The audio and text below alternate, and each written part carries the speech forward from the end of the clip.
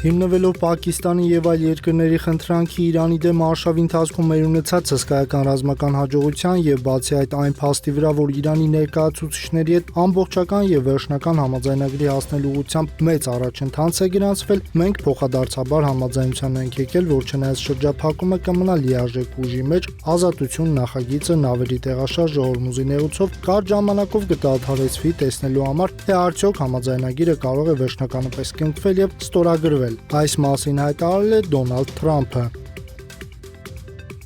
Մենք նախընտրում ենք Հորմուզի նեղուցը վերադարձնել նախապատերազմական վիճակին, հայտարարել է Ռուբիոն։ Իրանի կառավարության բարձրաստիճան պաշտոնյաները խելագար են, բայց ԱՄՆ-ի եւ Իրանի միջև դիվանագիտական կարգավորման հնարավորություններ գոյություն ունեն, եւ Վաշինգտոնը շարունակում է ուսումնասիրել դրանք, նշել է նա։ ԱՄՆ զինված ուժերը մտադիր չեն ներխուժել Իրանի օդային կամ ջրային տարածք Հորմուզի նեղուցում Project Freedom գործողության իրականացման ժամանակ, որն ուղղված է նեղուցից նավերի անվտանգ դուրսբերման ապահովմանը, հայտարարել է Փիթ Հեգսեթը։ Լավրովը եւ Ռուբիոն հեռախոսազրույց են ունեցել, հաղորդում է Ռուսաստանի արտգործնախարարությունից։ Արտգործնախարարները քննարկել են միջազգային հարաբերությունների եւ ռուս-ամերիկյան հարաբերությունների ներկայիս վիճակը։